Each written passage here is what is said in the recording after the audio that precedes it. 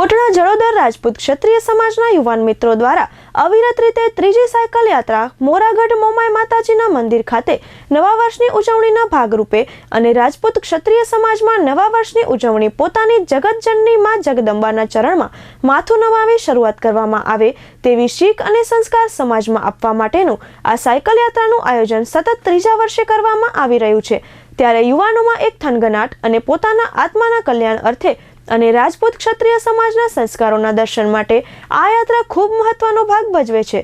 અતિ આધુનિક આ યંત્રવત યુગમાં આજે યુવાન રાતના મોડે સુધી જાગી અને 31st જે ઉજવે છે એ ન ઉજવે અને પોતાના સમાજની જે પરંપરા છે અને સનાતન ધર્મને ટકાવવાની જે પવિત્ર ભાવના છે તે બધાના હૃદયમાં એ પવિત્ર ભાવનાની જ્યોત પ્રજ્વલિત રહે તેના માટેનું આ મંગલ કાર્ય છે। તો તેમની આ સાયકલ યાત્રાને અને તેનામાં જનાર યાત્રિકોને સમસ્ત સનાતન ધર્મ સમાજ વતીથી ખૂબ ખૂબ અભિનંદન પાઠવીએ છીએ અને માતાજીને પ્રાર્થના પણ કરીએ કે તેઓ ત્યાં આવે તો તેનામાં તેના પરિવારનું, તેના કુળનું અને તેમના સમાજનું તેમજ સમસ્ત ગામનું કલ્યાણ થાય।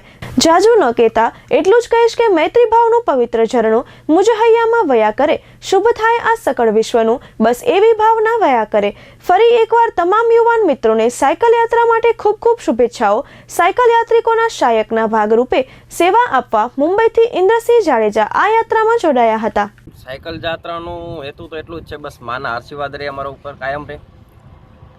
આ જમાનામાં 31st મનાવવા માટે લોકો શું કરી રહ્યા છે, પાર્ટીઓ મનાવી રહ્યા છે। અમારો ફક્ત ને ફક્ત એક જ નિર્ણય છે, અમારો જે યુવા ગ્રુપ છે, આવનારી પેઢી છે, ફક્ત ને ફક્ત પોતાની કુળદેવીને ન ભૂલે, તેને કાયમ યાદ રાખે, તે માટે પાછલા 3 વર્ષથી અમે સખત મહેનત કરીએ છીએ।